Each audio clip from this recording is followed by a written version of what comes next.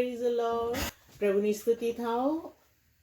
મને આશા છે કે તમે આજનું વચન સમજી શકશો. મારા પ્રિયજનોના ઘણા આગ્રહથી મેં ફેસબુક ઉપર આવવા માટે પ્રયત્ન કર્યો છે. હું પોતાને એટલા માટે રોકતી હતી. એના બે કારણ હતા. એક કારણ એ હતું કે હું બોલવામાં સ્માર્ટ નથી. બીજું કે જે દાન પ્રભુએ મને આપ્યું છે, જે વચન પ્રભુએ મને આપ્યું છે, હું કેવી રીતના લોકોને સમજાવી શકું. કેમ કે મારી પાસે જે દાન છે એ એવું દાન છે કે વિશ્વાસીઓ માટેનો પ્રભુ મારી પાસે દાન છે. એટલા માટે હું આશા રાખું છું કે જે વચન પ્રભુએ મને આપ્યું છે એ વચન તમે સમજી શકશો. કારણ કે લગભગ 2 મહિનાથી આપણે બધા લોકડાઉન છે અને એથી તમે ઘણું બધું વચનો સમજી શક્યા હશો. ઘણા બધા વચનો તમે ઘણા સંતો પાસેથી સાંભળ્યા છે અને હવે હું વિશ્વાસ રાખું છું કે તમે આત્માની અંદર આગળ વધી ગયા હશો. વચન વાંચવામાં, પ્રાર્થના કરવામાં તમારું આત્મિક સ્તર ઘણું ઊંચું આવ્યું હશે. પણ હવે એ સ્તરમાંથી આપણે બીજા સ્તરમાં કેવી રીતના જવાનું એ વિશે આપણે હવે પ્રભુનું વચનને જોઈશું. એવી રીતના આજ હું વચન કઢાવવા માંગુ છું. યહૂદા એનો એક જ અધ્યાય છે અને હું એની 3જી કલમ વાંચું છું. ત્યાં એમ લખવામાં આવે છે, વહાલાઓ, આપણા સામાન્ય તારણ વિશે લખવાને હું ઘણો આતુર હતો. એવામાં જે વિશ્વાસ સંતોને એક જ વાર આપવામાં આવ્યો હતો તેની ખાતર તમારે ખંતથી યત્ન કરવો. હું સામાન્ય તારણની વાત કરું છું. અહીંયા એમ લખવામાં આવે છે કે યહૂદાએ સ્ટાર્ટ કર્યું કે તે પોતાની મંડળીને વચનો સમજાવે અથવા પ્રભુનો બોધ અથવા સંદેશ લઈને એ મંડળી પાસે આવે. તો પ્રથમ તો એણે ઈચ્છા રાખી, પરંતુ તરત જ એના મનમાં પવિત્ર આત્માએ બીજી પ્રેરણા કરી. બીજી પ્રેરણા એવી હતી કે સામાન્ય તારણથી આપણે આગળ વધીએ. હવે સામાન્ય તારણ એટલે શું? કેમ કે યહૂદાની ઈચ્છા હું સામાન્ય તારણ વિશે લખું, પણ પાછળથી પવિત્ર આત્માએ એને સામાન્ય તારણથી આગળ જે વધી શકાય છે એવા વચનોનો બોધ કરવા વિશે પ્રેરણા કરી. અને બરાબર મને એ જ પરિસ્થિતિમાં આજે હું દેવનું વચન તમારી પાસે લાવી રહી છું. સામાન્ય તારણ એ છે કે જ્યારે આપણે નવો જન્મ પામ્યા પછી આપણે બાપ્તિસ્મા પામ્યા પછી આપણે જે રૂટીન જે કામ કર્યા કરે છે, રૂટીન જે ધાર્મિકતા કર્યા કરીએ છીએ તે છે સામાન્ય તારણ. એટલે શું? રોજ સવારમાં ઉઠ્યા, આપણે પ્રાર્થના કરવી. ખાવાનું ખાધું એના પહેલાં આપણે પ્રાર્થના કરવી. સૂતા પહેલાં આપણે પ્રાર્થના કરવી. એ બધું જે સામાન્ય રૂટીન છે. રોજ બાઇબલ વાંચવું. જો તમારા જીવનમાં હશે કે ચાલો 1 કલાક બાઇબલ વાંચવું અથવા 5 મિનિટ બાઇબલ વાંચવું અથવા 10 મિનિટ પ્રાર્થના કરવી અથવા તો અડધો કલાક પ્રાર્થના કરવી. એ રૂટીન એને જેને કહી શકાય કે ધાર્મિકતા. વચનની ભાષામાં હા, એ જરૂર આપણને જરૂર છે, પણ શેના માટે છે? એ સામાન્ય તારણ છે, જેને કહી શકાય કે પહેલા ધોરણનું પણ બહુ આવશ્યકતા છે. જો કોઈ માણસને ડૉક્ટર બનવું હોય તો પણ પહેલું ધોરણ, બીજું ધોરણ, ત્રીજું ધોરણ દરેકનું આવશ્યકતા જરૂર છે. પણ જેને આગળ વધવું છે એને એ જ જગ્યામાં ઊભું રહી શકતા નથી. એમને આગળ વધવું છે. જેઓને આગળ વધવું છે તેઓ વધારે વૃદ્ધિ કર્યા કરે છે. બરાબર એ જ વિષયથી આજે આપણે પ્રભુનું વચન શીખવાના છે. હવે બાઇબલમાં એને આ પ્રમાણે લખવામાં છે. જો આપણે ધાર્મિક રૂટીનની અંદર વર્ષોથી છીએ તો બાઇબલમાં આમ લખવામાં છે. આવો આપણે હેબ્રીયોનો પત્ર તેનો 6ઠો અધ્યાય અને 1 થી 3 કલમ જોઈશું. આમાં આમ લખવામાં આવ્યું છે, જે ધાર્મિકતા વિશે હમણાં મેં કીધું કે ધાર્મિક રૂટીન. ધાર્મિક રૂટીન. આપણે ખરાબ નથી, આપણે વિશ્વાસુ છીએ, પરંતુ આ પત્ર, યહૂદાનો પત્ર વિશ્વાસીઓને લખવામાં આવે છે અને આપણું સ્તર વધારવાનું છે. અને એ ધાર્મિક રૂટીન એટલે શું? એ સામાન્ય તારણ. જે વિશે યહૂદાએ કીધું કે સામાન્ય તારણ, એના વિશે આપણે પ્રભુનું વચન વાંચીશું. અહીંયા એમ લખવામાં આવ્યું છે, એ માટે ખ્રિસ્તના મૂળત્વનો ઉપદેશ પડતો મૂકીને આપણે સંપૂર્ણતા સુધી આગળ વધીએ અને નિર્જીવ કામના પસ્તાવાનો એટલે દેહ પરના વિશ્વાસનો, બાપ્તિસ્માનો, ઉપદેશનો, હાથ મૂકવાનો, મરી ગયેલાના પુનરુત્થાનનો, અનંતકાળના ન્યાયકારણનો ફરીથી પાયો ન નાખીએ. અને જો દેવની ઈચ્છા હોય તો આપણે એમ કરીશું. અહીંયા પાઉલ શું કહેવા માંગે છે? તમે ધાર્મિકતા જે એની અંદર જેમ ને જેમ જાય એ જ ભાષામાં, એ જ અર્થમાં પાઉલ એમ કહેવા માંગે છે કે તમે તારણથી આગળ વધો, બાપ્તિસ્માથી આગળ વધો, કોઈ તમારા સ્પિરિચ્યુઅલ લાઈફમાંથી કોઈ જગ્યાએ તમે આગળ વધો, એ અર્થની અંદર લખવામાં આવે છે. એટલા જ માટે પ્રભુ ઈસુની ભાષામાં એમ લખવામાં આવ્યું છે. આવો આપણે જઈશું લુકની સુવાર્તા અને તેનો 13મો અધ્યાય અને 19મી કલમ. લુકની સુવાર્તા એનો 13મો અધ્યાય અને એની 19મી કલમ હું આમ વાંચું છું. અહીંયા આમ લખવામાં આવ્યું છે કે તે રાયના બી જેવું છે, જેણે એક જણે લઈને પોતાની વાડીમાં નાખ્યું, તે વધીને મોટું ઝાડ થયું. નાખ્યું પછી વધીને મોટું ઝાડ થયું.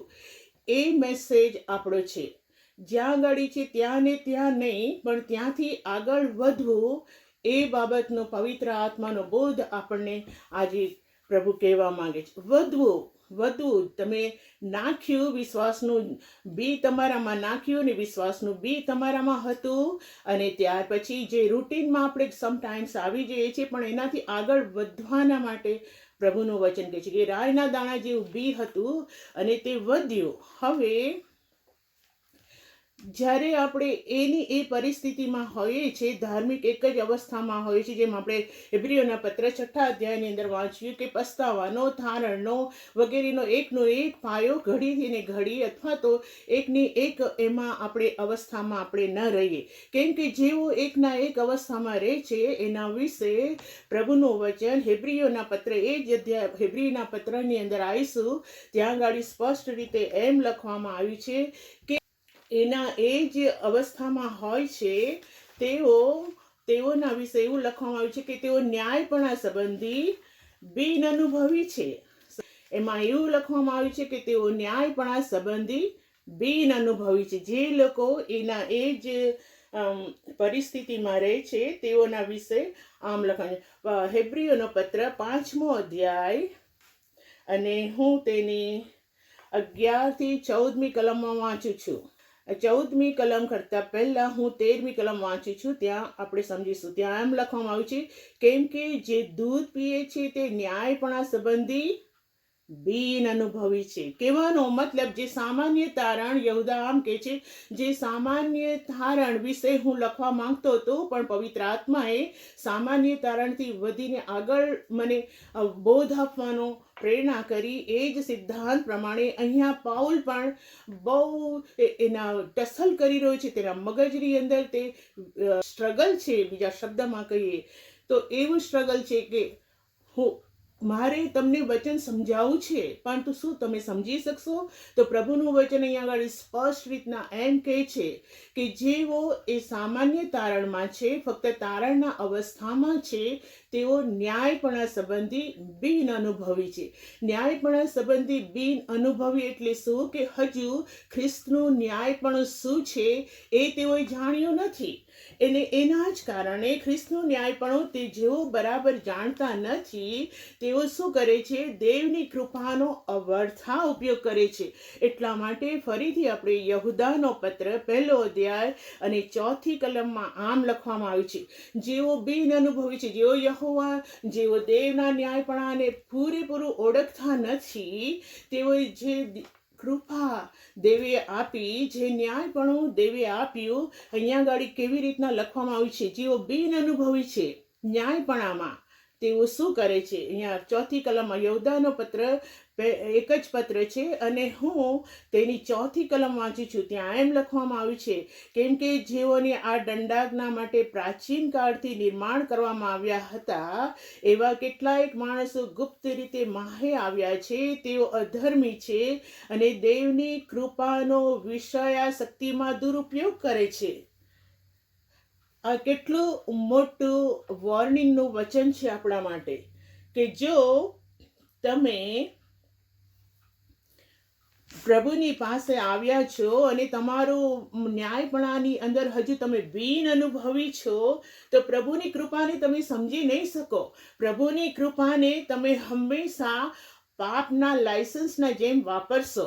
પ્રભુની જે કૃપા છે એને તમે ઓછું ન્યાયપણું હોવાના કારણે અથવા તો દેવના ન્યાયપણાને બરાબર સમજી નહીં શકવાના કારણે તમે આમ કરશો કે તમે વિષયા શક્તિમાં એનો ઉપયોગ કરશો. એટલે કે તમે પાપ કરો છો પણ તમે ધાર્મિક પણ છો, તમે પોતાને આત્મિક પણ ધારો છો, તમે પોતાને વિશ્વાસુ પણ ધારો છો, પરંતુ તમે ઘડી અને ઘડી પાપ કરવામાં તમને થોડી પણ બીક લાગતી નથી. તમે સહેલાઈથી પાપ કરો છો. કેમ કે તમે દેવનું ન્યાયપણું જાણ્યું નથી. દેવનું ન્યાયપણામાં તમે બિન અનુભવી છો, એમ હેબ્રીઓની ભાષામાં લખવામાં આવ્યું છે તે પ્રમાણે.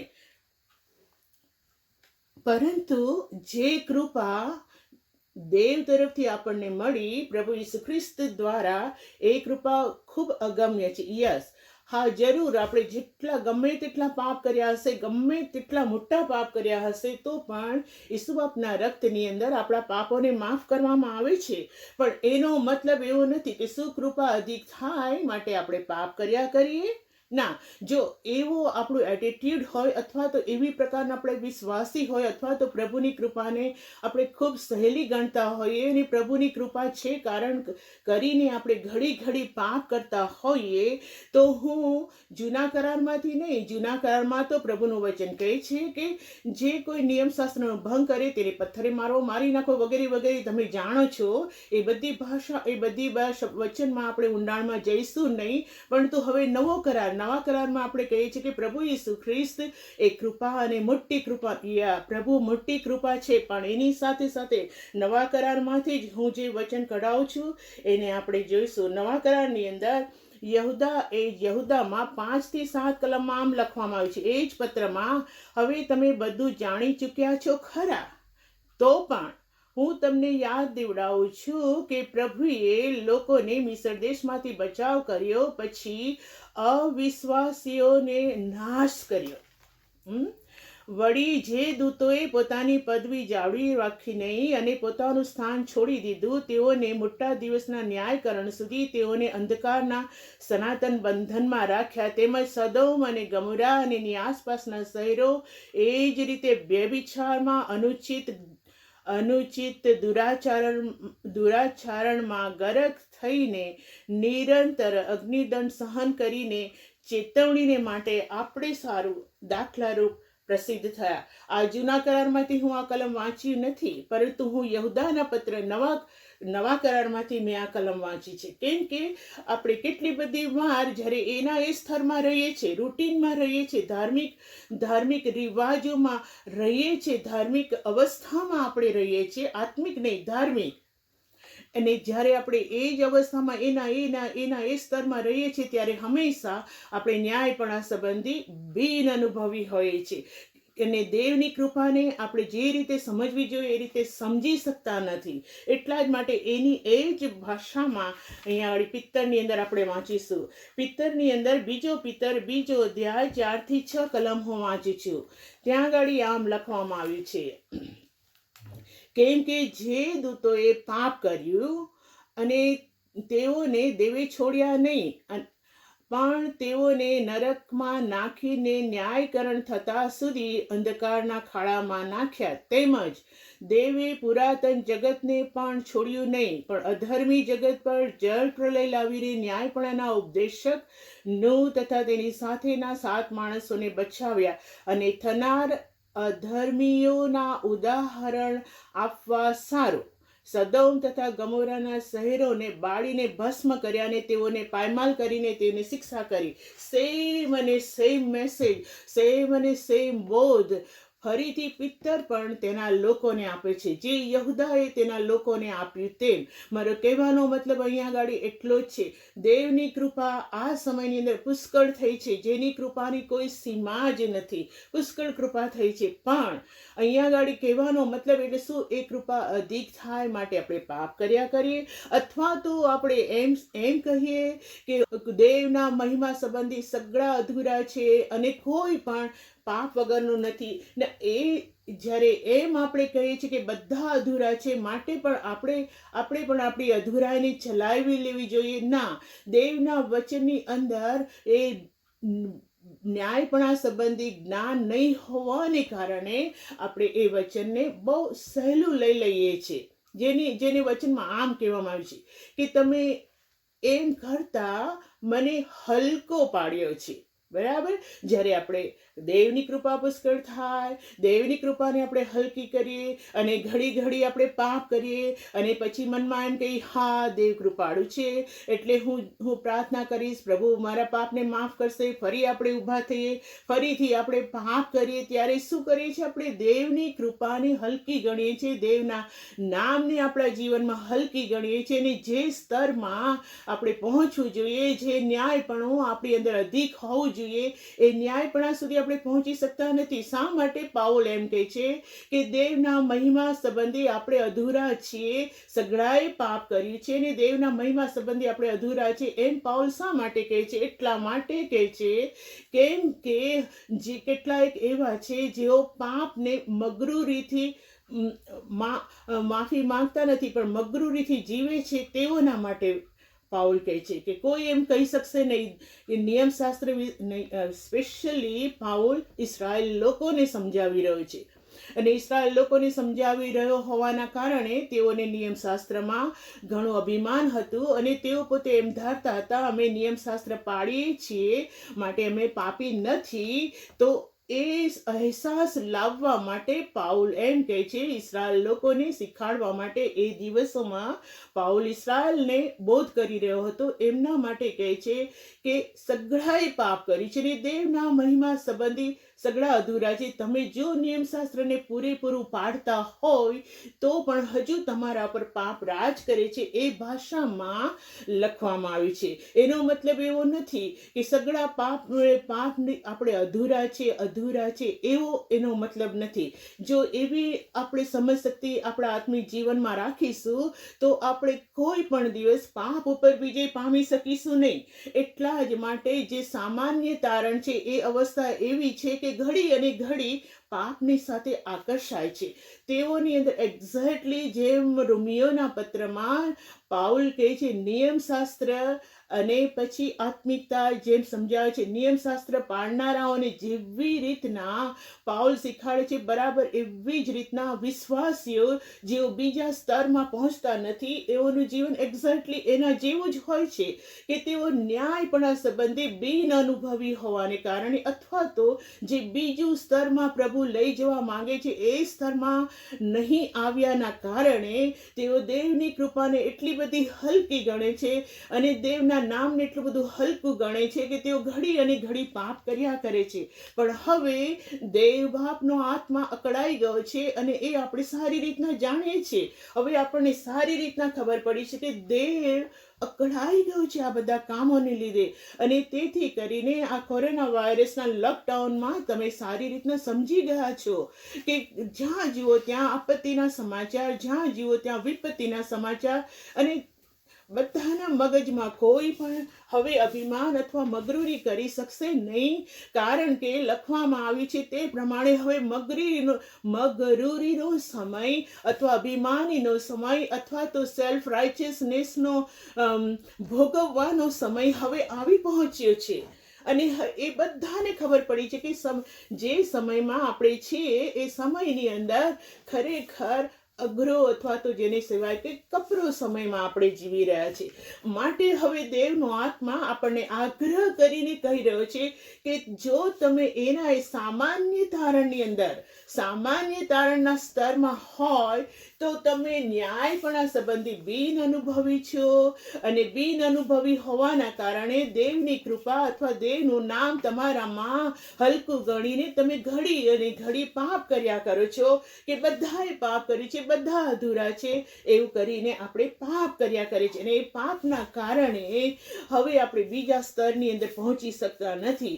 પરંતુ દેવનું એવું ન્યાય પણ પ્રગટ કરવામાં આવે છે, કેમ કે જો તમે આત્માથી ચાલતા હોય તો તમે દેહની વાસનાઓને સ્પર્શ કરશો નહીં, તમે દેહની વાસનાઓને આધીન થશો નહીં, એમ પ્રભુનું વચન કહે છે. તો કહેવાનો મતલબ જ્યારે આત્માનું વચન આવે છે ત્યારે કે તમે હવે ન્યાયપણા સંબંધી તમે વૃદ્ધિ પામી રહ્યા છો. હવે સ્પષ્ટ રીતના સામાન્ય તારણની જ્યારે વાત કરી છે, સામાન્ય શબ્દ યહૂદાના પત્રમાં લખવામાં આવે છે, તો એ સામાન્ય શબ્દથી અને લુકની સુવાર્તામાં આપણે ફક્ત બધા વચનોમાં જઈશું નહીં, પરંતુ અહીંયા આગળ આપણે એવા થોડા કેમ કે સમય ઘણો થઈ જશે, પરંતુ બેઝિક પ્રભુ શું કહેવામાં છે, ખરેખર હું બોલું છું એ વચન પ્રમાણે છે કે નહીં, એના પૂરતું આપણે થોડા જ વચનોને આપણે જોવાના છે, કેમ કે સમય ઘણો થઈ જાય. પરંતુ અહીંયા કહેવાનો મતલબ એ છે કે રાયના દાણાનું દ્રષ્ટાંત આપીને પ્રભુ એમ કહેવા માંગે છે કે જો રાયનો દાણો ભૂમિમાં, તમારા શરીરમાં, તમારા આત્મામાં નાખવામાં આવે અને વધે તો ઘણાઓને ફળ આપે છે. અને અહીંયા આગળ યહૂદા સામાન્ય તારણથી આગળ વધવું એનો બોધ કરે છે. અને હવે અહીંયા આગળ પાઉલ પણ એ પ્રમાણે કહે છે. જો તમે હિબ્રીઓના પત્ર 5મા અધ્યાયમાં 11મી કલમથી 14મી કલમ સુધી વાંચ્યો, ત્યાં આગળ પાઉલ સ્પષ્ટ એમ કહે છે, મારે તમને મેલ્કીસેદેક વિશે ઘણું કહેવાનું છે, પરંતુ હિબ્રીઓના પત્ર 5મા અધ્યાય 11મી કલમ, મેલ્કીસેદેક વિશે મારે તમને ઘણું કહેવું છે, પણ એનો અર્થ સમજાવવો કઠણ છે, કેમ કે તમે સાંભળવામાં મંદ થયા છો. તમે સાંભળવામાં મંદ થયા મતલબ કે તમે હજુ સામાન્ય તારણ સુધી છે, તમારું આત્મિક જીવન હજુ સામાન્ય તારણ જેટલું છે, અને તમે એના કારણે તમે દેવનું વચન સમજી શકતા નથી. કેમ કે આટલા વખતમાં તમારે ઉપદેશકો થવું જોઈતું હતું, પણ અત્યારે તો દેવના વચનોના મૂળત્વ સાચે મૂળત્વ એક્ઝેક્ટલી મૂળત્વ શું છે, હિબ્રીઓના પત્ર 6 અધ્યાયમાં લખવામાં આવ્યું છે કે તમે બાપ્તિસ્મા, તારણ, પસ્તાવો વગેરે એના ફરીથી તમે પાયો નાખ્યા કરો છો, એ મૂળત્વના અવસ્થા છે. એટલા માટે અહીંયા પાઉલ સ્પષ્ટ રીતના કહે છે કે તમે અત્યારે તમારે ઉપદેશકો થવાની જરૂર હતી, પણ દેવના વચનોના મૂળત્વ સાચે એ કોઈ તમને ફરીથી શીખવે એવી અગત્ય જણાય છે. અને આ પવિત્ર આત્મા પાઉલ દ્વારા મંડળીને એક મોટી વોર્નિંગ આપી રહ્યો છે, સૌથી મોટી વોર્નિંગ, કે તમારે એના એ મૂળ તત્વ, એ સામાન્ય તારણમાંથી તમારે બીજા તારણની અંદર આવવાનું છે, એમ પવિત્ર આત્મા મંડળીઓને આગ્રહથી કહી રહ્યો છે.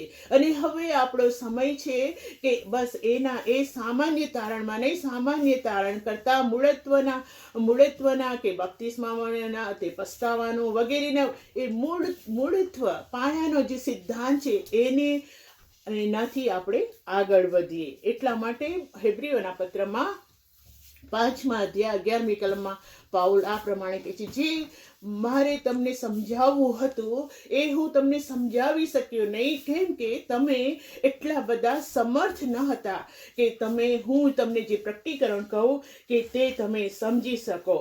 એટલા જ માટે પ્રભુનું વચન સ્પષ્ટ આગળ વધતા આપણને આ પ્રમાણે કહે છે. 1 કોરિન્થી તેનો 3 અધ્યાય ને 1 થી 3 કલમ, ત્યાં આગળ પણ પવિત્ર આત્મા મંડળીને શું કહે છે એ આપણે જે 1 કોરિન્થી 3 અધ્યાય અને એની 1 થી 3 કલમ આપણે વાંચીશું. જુઓ કેવી રીતના પાઉલ એની મંડળીને કહી રહ્યો છે કે તમારે સામાન્ય તારણથી આગળ આવવાનું છે. એ જ ભાષામાં ભાઈઓ, જેમ આધ્યાત્મિકોની સાથે વાત કરું છું તેમ તમારી સાથે હું વાત કરી શક્યો નહીં, પણ જેમ સાંસારિકની સાથે, એટલે કે જેમ ખ્રિસ્તમાં બાળકોની સાથે મેં વાત કરી, મેં તમને દૂધથી પાડ્યા છે, અન્નથી નહીં. સામાન્ય તારણથી, અત્યાર સામાન્ય તારણ જે હતું એ જ બોધ મેં તમને કર્યો છે.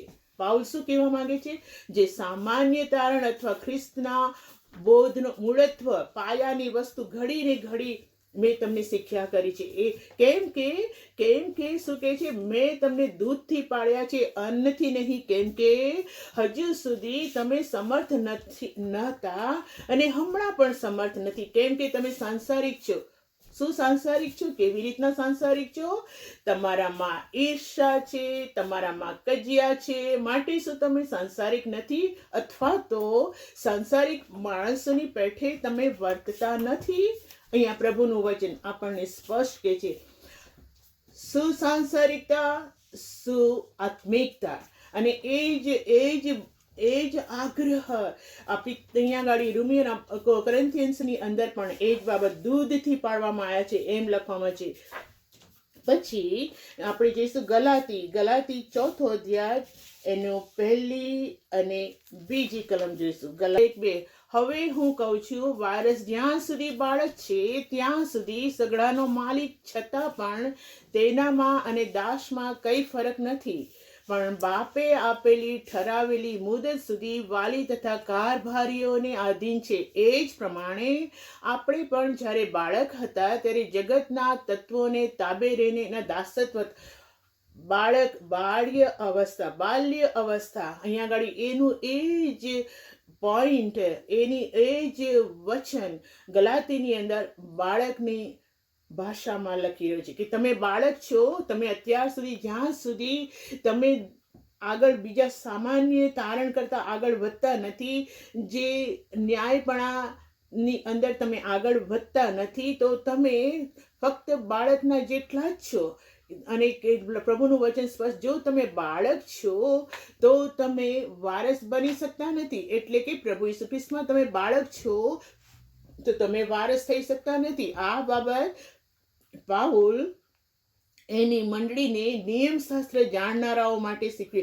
નિયમશાસ્ત્રને પાળનારાઓ માટે તો પ્રભુનું વચન એમ કે છે તેઓ એવા ચુસ્ત હતા. નિયમશાસ્ત્ર પાળનારાઓ દેવની પ્રત્યે, મૂસાનું નિયમશાસ્ત્ર પાળનારાઓ દેવની માટે તેઓ બહુ ચુસ્ત હતા.